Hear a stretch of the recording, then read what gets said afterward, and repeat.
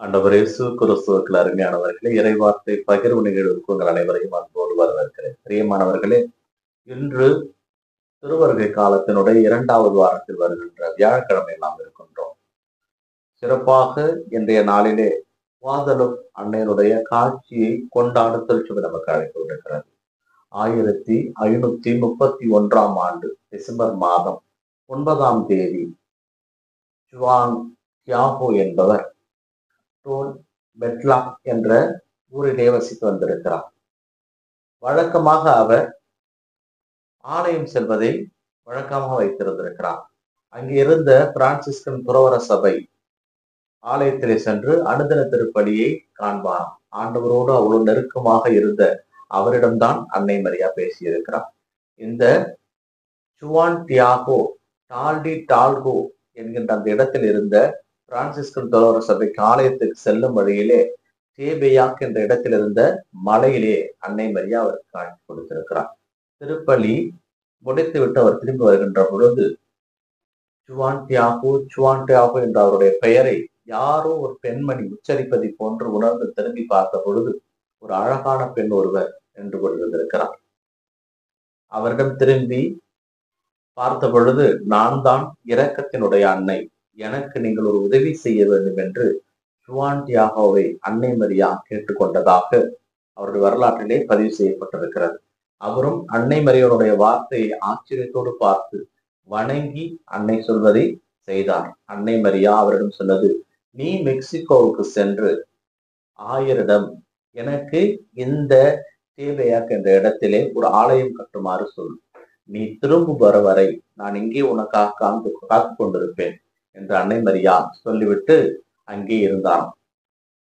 இவர் அன்னை மரியா சொன்னதனால் அன்றே மெக்சிகோவுக்கு சென்று ஆயர் ஜும்மர் ராகவை சந்தித்திருக்கிறார். இவர் சொன்னதை காதிலே வாங்கி கொண்டதாக தெரியவில்லை. அவரும் திரும்பி வந்து விட்டார். 2வது நாள் திருப்பலிக்கு செல்லுகிறார். மீண்டுமாக அன்னையை சந்திக்கிறார். அன்னையிடம் ஜுவான் தியாகோ சொல்லிவிடுகிறார், நான் சொன்னேன், அவர் காதில் வாங்கி கொள்ளவில்லை என்று, நீ மீண்டுமாக போய் சொல், அன்னை தேபேயாக் என்ற இடத்திலே ஆலயம் கட்ட சொன்னார், அன்னை மரியா எனக்கு காட்சி கொடுத்தார் என்று நீ சொல் என்று சொன்ன பொழுது மீண்டுமாக அவர் மெக்சிகோ செல்கிறார். ஆயரை சந்திக்கிறார். ஆனால் ஆயர் இந்த முறை, நீ அன்னை மரியாவை தான் சந்தித்தாய் என்பதற்கு அடையாளம் என்ன? அடுத்த முறை அன்னை மரியாவிடம் காட்சி கொடுக்கின்ற பொழுது நீ அடையாளத்தை பெற்று வா என்று சொன்ன பொழுது இவர் மீண்டுமாக வந்திருக்கிறார். அன்னை மரியை சந்திருக்கிறார். ஏனென்றால் இவர் தினசரி திருப்பலிக்கு செல்வதால் அந்த வழியாகத்தான் செல்ல வேண்டும். டால்கோ என்கின்ற அந்த இடத்தில் இருந்த ஆலயத்திற்கு தேபேயாக் என்ற மலைத்தொடர் வழியாகத்தான் சென்றாக வேண்டும். அதனால் தினந்தோறும் அன்னை மரியாவை சந்திக்கிறார். மீண்டுமாக அன்னை மரியாவிடம் ஜுவான் தியாகோ சொல்கிறார், அம்மா, உங்களை நான் கண்டதற்கு எனக்கு ஏதாவது ஆதாரம் தேவை என்று கேட்ட பொழுது, நாளை நீ வா, நான் உனக்கு கொடுக்கிறேன் என்று அம்மா சொல்லிவிட்டார்கள். அதனால் அந்த சந்தோஷத்திலே அவர் வீட்டுக்கு சென்றிருக்கிறார். ஆனால் வீட்டிலே அவருடைய மாமா அவருக்கு உடல்நிலை சரியில்லாததால் அந்த கவலையிலே மூழ்கி போனவர் ஏறத்தாழ அன்னை சொன்னதை மறந்தே போய்விட்டார். டிசம்பர் மாதம் 9ஆம் தேதி அன்னை மரியை சந்திக்கிறார். அதன் பிறகு மீண்டுமாக போகிறார். அன்னை மரியா அவரிடம் சொன்னார், நீ அடுத்த முறை வருகின்ற பொழுது நான் உனக்கு அடையாளம் தருகிறேன் என்று. இவையெல்லாம் மறந்து போய் காலங்கள் ஓடிக்கொண்டிருக்கின்றன. திடீரென்று ஒரு நாள் ஆலயத்துக்கு செல்கிறார். ஆலயத்துக்கு செல்கின்ற பொழுது அன்னை மரியாவை மீண்டும் சந்திக்கிறார். அன்னை மரியா அவருக்கு கை நிறைய பூக்களை கொடுக்கிறார்.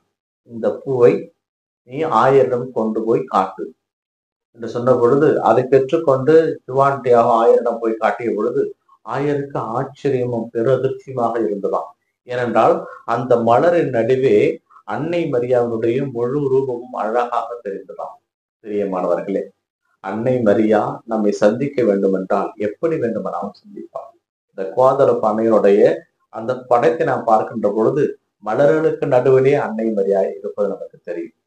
அன்று அதை ஏற்றுக்கொண்டு அந்த தேபேயாக் என்ற இடத்திலே டிசம்பர் மாதம் 26ஆம் தேதி ஆலயம் கட்ட உத்தரவிட்டார்.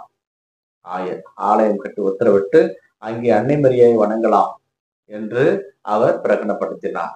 அன்றிலிருந்து இன்று வரை இந்த டேபியக் என்ற மலைத்தொடரில் இருக்கின்ற கோதலுப் அன்னையை சந்திக்க வருகின்ற அனைவருக்கும் அருள்பாலித்துக் கொண்டிருக்கிறார் அன்னை மரியா.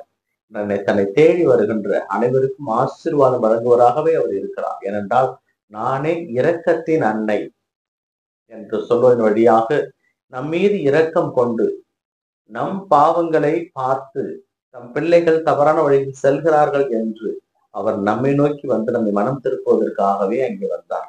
அந்த அன்னை எத்தனை முறை காத்து கிடந்தார், அதை நாம் மனதில் வைத்துக் கொள்ள வேண்டும்.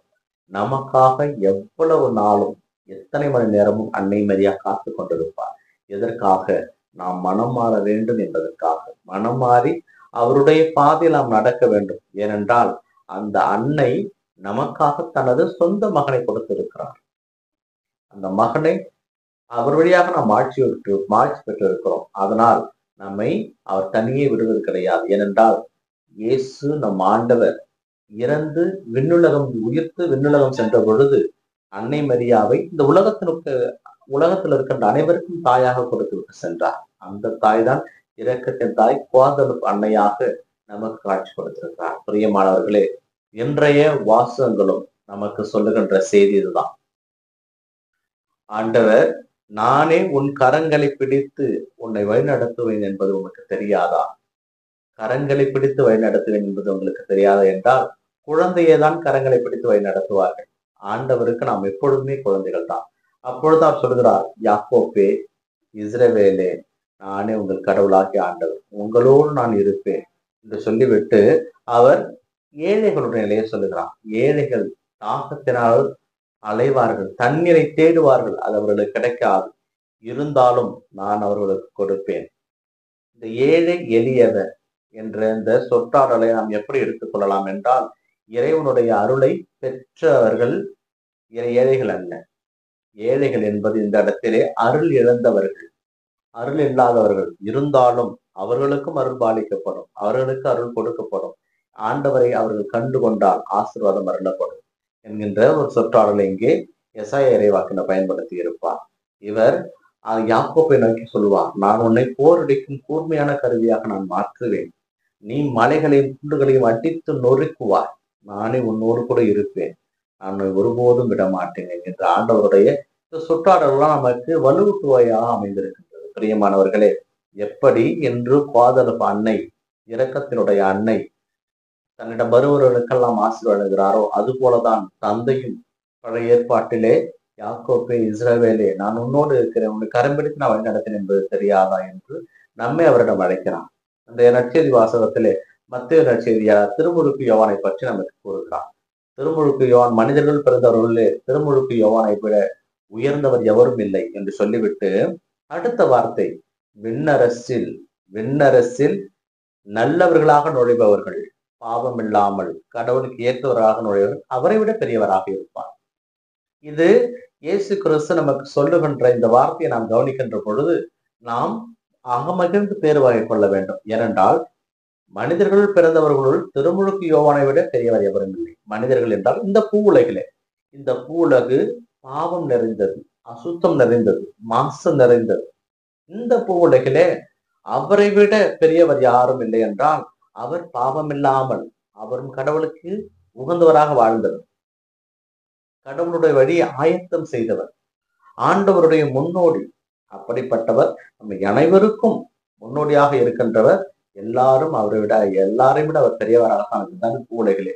ஆனால் விண்ணுலகம் என்பது எல்லாருக்கும் சமமானது ஒன்று. கடவுளை மட்டுமே நாம் அங்கே பார்ப்போம்.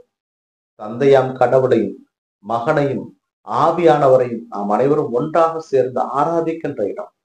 அந்த இடத்திலே திருமுழுக்கு யோவானை விடவும் பெரியவராக இருப்பார் என்றால், கிறிஸ்துவை நம்பி ஏற்றுக்கொண்டு அதன்படி செயல்படுகின்ற ஒவ்வொருவரும் கடவுளுக்குரியவர்களாக வாழ்வார்கள். இந்த திருவருகை காலத்திலே நாம் நம்முடைய கடவுளை சந்திக்க இருக்கிறோம், நம் ஆண்டவரை சந்திக்க இருக்கிறோம், நம் மெஸ்ஸியாவை சந்திக்க போகிறோம். அப்படிப்பட்ட அந்த மெஸ்ஸியாவை நாம் சந்திக்க செல்ல வேண்டும் என்றால், எப்படி இந்த 3 ராஜாக்கள் தங்களால் இயன்ற காணிக்கைகளை கரங்களில் ஏந்தி சென்றார்களோ அதுபோல நாமும் சந்திக்க இருக்கின்ற கடவுளை நாம் வெறுமையோடு சென்று சந்திக்க கூடாது. நம்மிடம் இருக்கின்ற பாவங்கள் அனைத்தையும் எடுத்துக் கொள்வோம். அதை காணிக்க அவரிடம் கொடுத்து விடுவோம். மீண்டும் நம்ம இராமல் நமக்குள் வராமல் பார்த்து கொள்ள வேண்டும். அதைதான் கடவுள் நம்மிடமிருந்து விரும்புகிறார். அந்த ஒரு தேவைக்காக தொடர்ந்து நாம் ஜெபிப்போம். இந்த நாள் உங்களுக்கு இனிய நாளாக அமையட்டும். இறைவன் இயேசு என்றென்று வாழ்த்து தருவாராக.